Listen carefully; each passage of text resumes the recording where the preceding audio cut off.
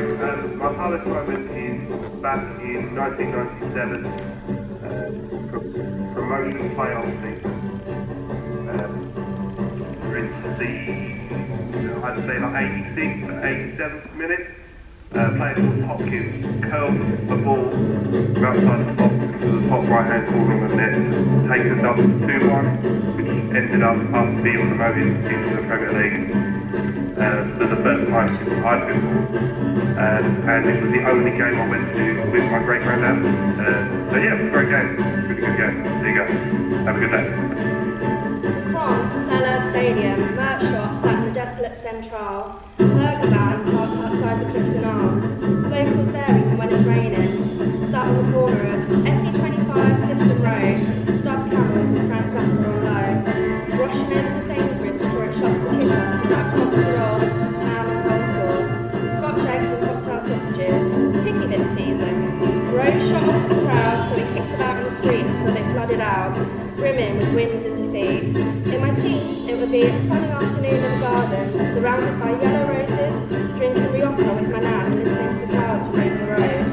The collective roar of goals scored could be heard down at the depot, going up the road to grab a 10 bag and bumping into the fans, both home and away.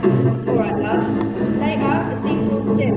Probably my most memorable one would be watching France versus England ladies friendly match when I was like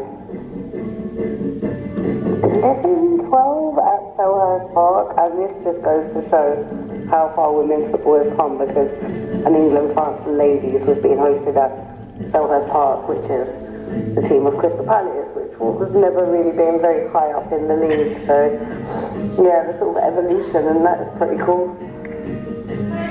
On sepia-toned photos of my uncles playing for the kids' club on the lush green fields.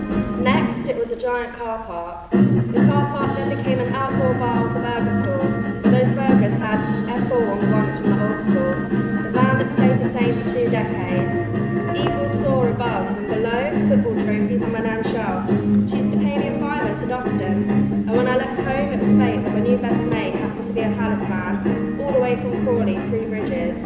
The finches in the bushes by Claire's house, right next to the pub.